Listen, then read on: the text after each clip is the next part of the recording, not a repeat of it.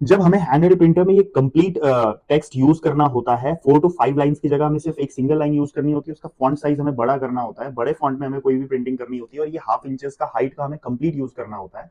लेकिन हमें अगर 1 2 3 4 अलग अलग लाइंस को यूज करना है, उसमें प्रिंट करना है, तो हम पैराग्राफ ऑप्शन को यूज कर सकते हैं। पैराग्राफ ऑप्शन कैसे यूज करते हैं, देखिए फॉर एग्जाम्पल हम यहाँ पे कोई भी चीज को, हम यहाँ पे टेक्स्ट ऐड करें, ये हमने कोई टेक्स्ट ऐड किया, उसका साइज हमने फुल साइज ले लिया है हाफ इंचेस का, और इसके साथ हम थोड़ा सा इसे आगे करके यहाँ पे ब्लैंक स्पेस पे हम जब क्लिक करते हैं, यहाँ पे नीचे देखिए पैराग्राफ का एक ऑप्शन होता है, पैराग्राफ जैसे ही आपने क्लिक किया है ये लाइन यहाँ पे आ जाएगा, ये पैराग्राफ बन जाएगा।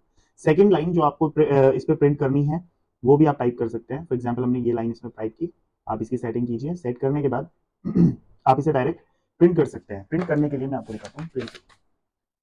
जब आप इसमें एक बार ये लाइन क्लिक करेंगे तो पैराग्राफ से पहले जो आपने लाइन प्रिंट की टाइप की हुई थी वो प्रिंट होगी ऐसे, देखिए।